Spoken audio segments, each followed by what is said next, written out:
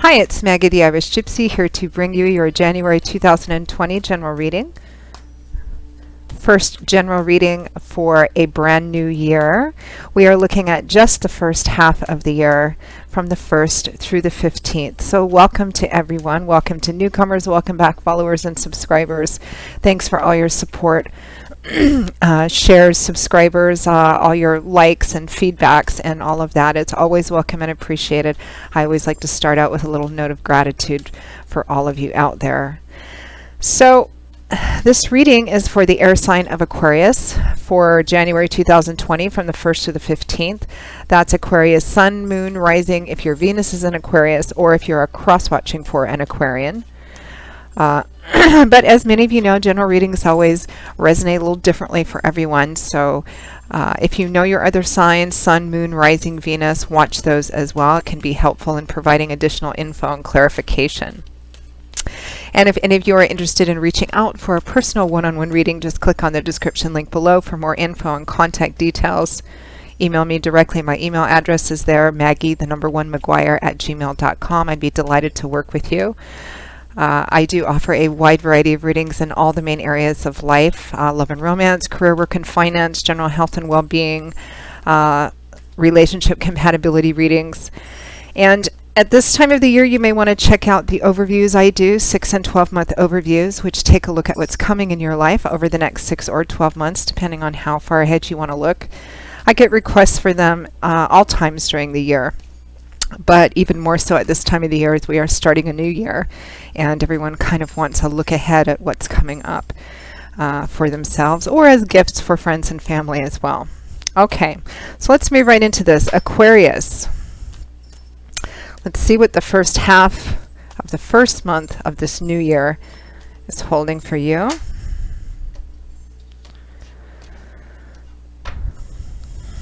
Okay, Aquarius, we begin with the 5 of Cups, followed by the 2 of Wands, the Wheel of Fortune, followed by the Devil in reverse. And from the bottom of the deck, your overall energy for the first half of January 2020 is the 7 of Cups. So the 7 of Cups has a very dreamy sort of quality to it. Cups is governed by the element of water, and in the tarot this is all about the watery mercurial feelings of our emotions, feelings. So the 7 of Cups is a card about considering multiple opportunities or options or possibilities. Each one of these cups is filled with something beautiful, something perfect, almost impossibly perfect. And what they really represent is the potential or promise of something. It's a card that represents dreaming about what could be. And we all need dreams, and we all need to dream our dreams. But in order to manifest these, we need more than just water energy. We need fire, earth, air as well. This is a card that can represent fantasizing, daydreaming, building castles in the sky, you know, imagining the most perfect potential of perhaps something or a variety of different things. And this could be in relationships, love and romance, other kinds of relationships, job, work, careers, projects. Always a bit of cautionary advice with the 7 of Cups. This can represent also, you know, dreaming about a lot of things and fantasizing about a lot of things that you perhaps might want to come to fruition. But not really putting the effort into or being realistic about whether it's possible or are you willing to do the hard work to actually manifest this into reality. It's about kind of looking at what is actually possible and realizable, and are you willing to kind of put the effort into doing it. And if it involves somebody else, are they also on board as well? So always a little bit of cautionary advice with the 7 of Cups. It's great to have your head in the clouds, and sometimes we need to do that as a bit of a respite or distraction. But if it's about something you really want, it's about being realistic about it and being willing to do whatever you need to do in order to manifest that. So we have the 5 of Cups and the 2 of Wands. It looks like there's some grief, some sadness, some loss over something, which is what the 5 of Cups represent. What he's grieving over is these 3 cups which are tipped over and spilled out, which represents, you know, the nature of the loss or the disappointment. And all of his attention is focused on that. But this isn't the Three of Cups, it's the Five of Cups. Right behind him are these two goblets, still upright, still full, still beautiful. And, but he's not looking at them, which can sometimes represent that there is still something to be salvaged in a situation and you're just not looking at it because you're only focused on what has gone wrong or broken. It can represent that you have perhaps lost out on something, but there's something else in your environment that's quite beautiful, or an opportunity which is coming around which you might miss because the focus is only on the Five of Cups. So looks like some of you are going through a bit of loss and grief as we enter the new year. I'm always sorry to see that, and wondering where you should go from here, what kind of decision you should make. Because the Five of Cups is clarified and accompanied by the Two of Wands, which is a card that represents being at a crossroads.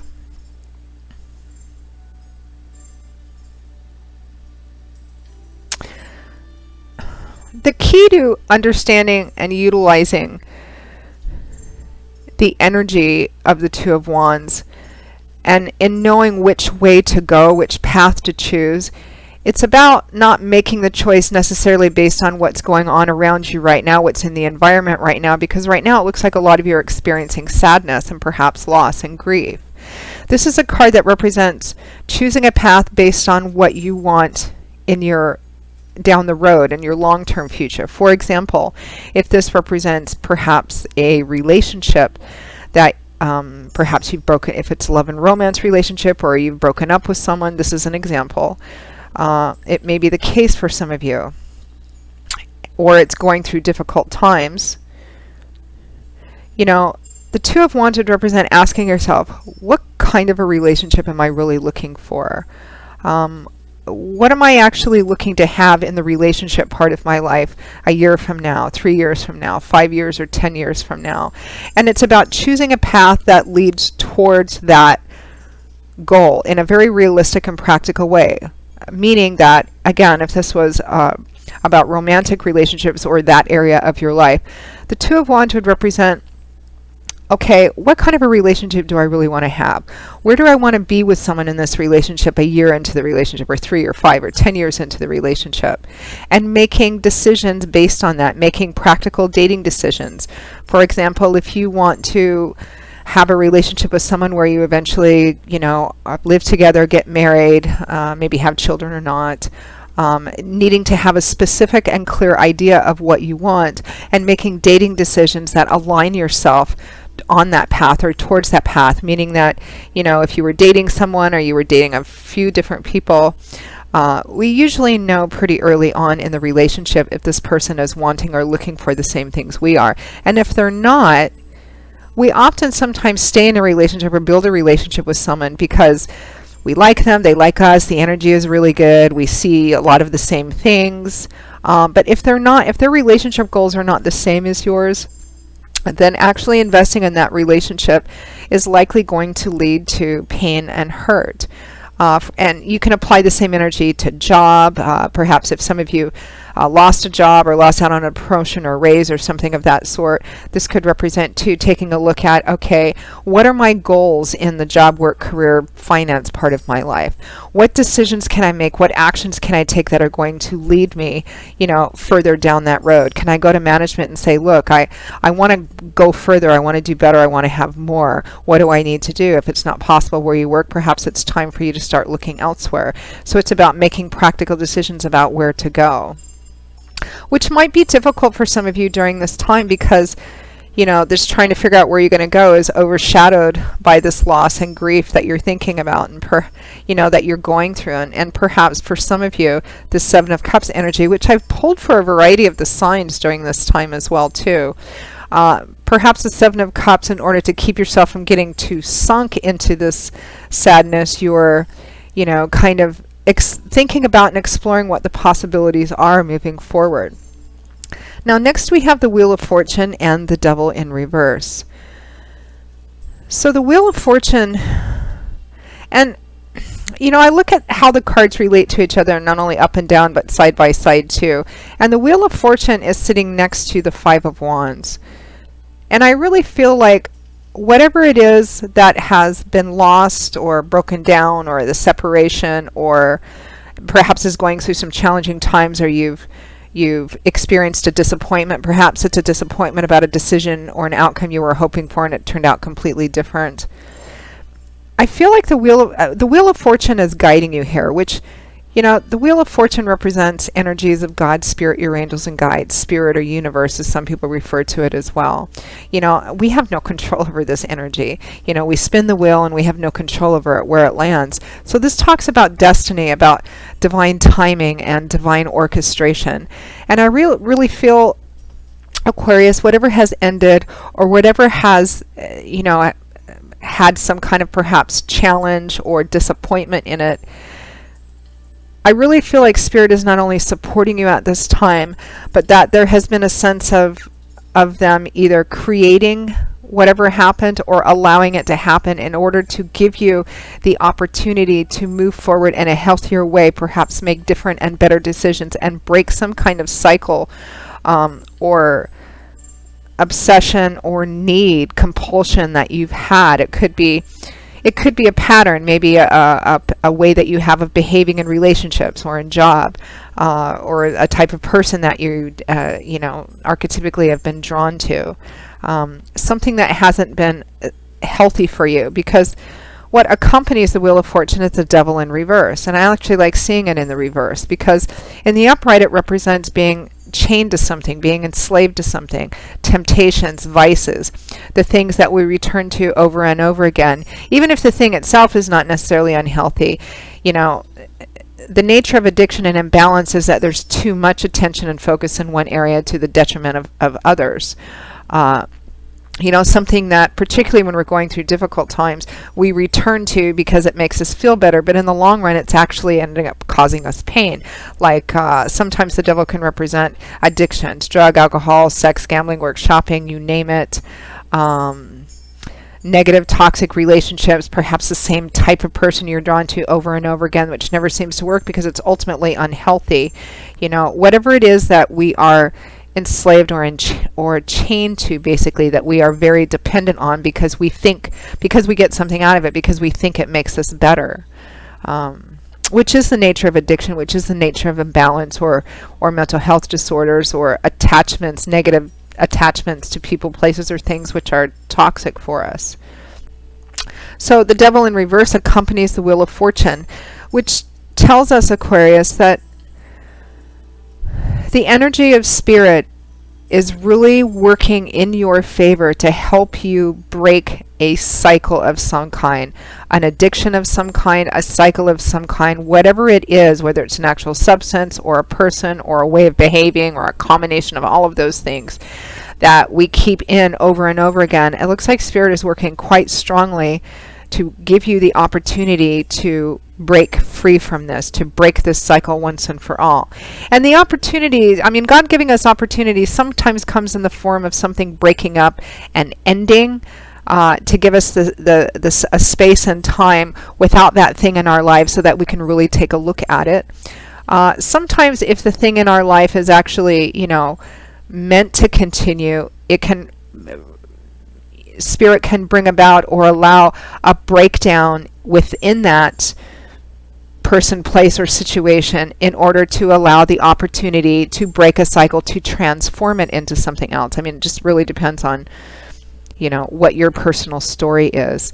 But I feel like Spirit is guiding you quite strongly to give this opportunity, this space and time, to make a different decision here moving forward, so that you don't return to the same thing, the same substance, the same person, the same behavior pattern. The Devil in reverse is also sitting right next to the Two of Wands. So the way forward is not what you have been doing, or not the way that you have been doing it.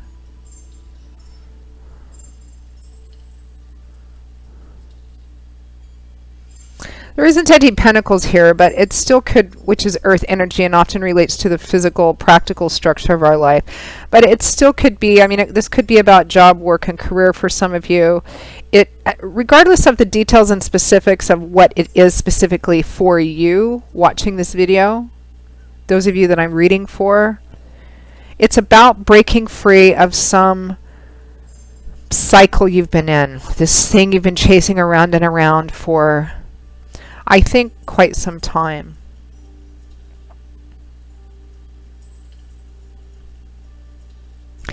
Also, I think that I'm looking at this Two of Wands, clarifying this Five of Cups, and I feel like some of you, this may not be many of you, but I feel like some of you are still considering whether or not to stay with something or someone or not. Not telling anybody what to do. It could be that the relationship you're in has an opportunity for transformation, or that perhaps you need to let an ending stand, or you need to leave. The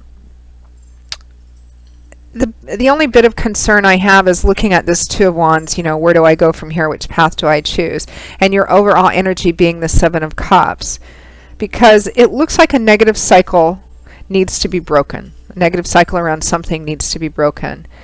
And while we need to have this lovely Seven of Cups energy present in our life, relying on it too heavily can keep us from doing the sometimes very difficult and challenging work and sometimes painful work of breaking a cycle. It's much easier to stay in this kind of dreamy, illusionary quality, but time passes while we're kind of in that energy for too long, and we're not actually doing anything concrete and practical about it, breaking this cycle. So just be a bit cautious and aware of that. Let's pull a final message from Spirit, higher message, guidance, advice.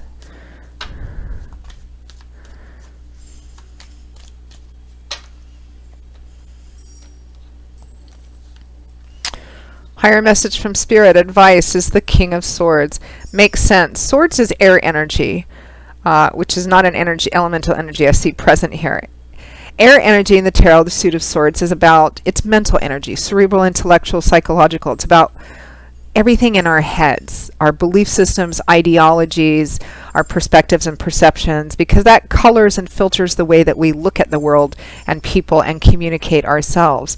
Swords is also about truth, wisdom, enlightenment, higher education, the higher path, everything that's associated with or goes on in our heads. So kings and queens represent individuals who've mastered their suit. They're at the top of their game. So the King of Swords is somebody who's reached a place of self-control and discipline and responsibility and balance with the character traits inherent to their suit. This is the King of Swords, so the King of Air. This is somebody who is able to, because of all the experiences and his own learning, growth, and maturing process, he's reached a point where he's now able to look at a situation and evaluate it without being driven and compelled purely by his emotions. It's not that he doesn't feel emotions, or he does. But he is also willing to set those emotions aside, or even sacrifice those emotions in the light of what he sees as truth, reality, practicality. Meaning that his emotions might tell him, or his heart, might tell him, oh, I really love this person, for example. I have this history with this person. I really love this person, but this just is not healthy. It's not good. It's not working out. So I'm going to make the decision to separate, to leave, whether permanently or to see if it can transform, because that is truly what is the best and wisest thing to do. It is about exercising thought over emotion here. Not thought against emotion. I mean, we all have emotions. It's part of what makes us human beings. But, as advice from Spirit, this is about letting your thoughts and your practical reality and wisdom steer the ship here, and not your emotions. Our emotions should be the horse we ride, not the other way around. And the King of Swords is a master at that. So that is your advice, the best way that Spirit is advising you to navigate through this for the first couple of weeks of January, Aquarius. So that is your reading for the first half of January. I hope that you found it helpful and useful. Again, if any of you are interested in a personal one-on-one reading with me, particularly if any of these videos resonate with you, click on the description link below. Email me at maggie1mcguire@gmail.com. I can usually respond to your initial inquiry within the same day or the first 24 hours. And as I do readings full-time, 5-6 days a week, sometimes more, It's all that I do. I'm pretty diligent at working with people's schedules to get readings to you or with you in as quick and timely a fashion as possible. So email me if you're interested, and we'll go from there. I'd be happy to set something up for you or with you, or for a friend, family, and loved one if it's a gift reading. I will see you all again in a couple of weeks for the January 2020 mid-month readings. Until then, I hope everyone continues to have a very good and peaceful start to this beautiful new year, and I hope to see you back here again soon. Take care. Bye-bye.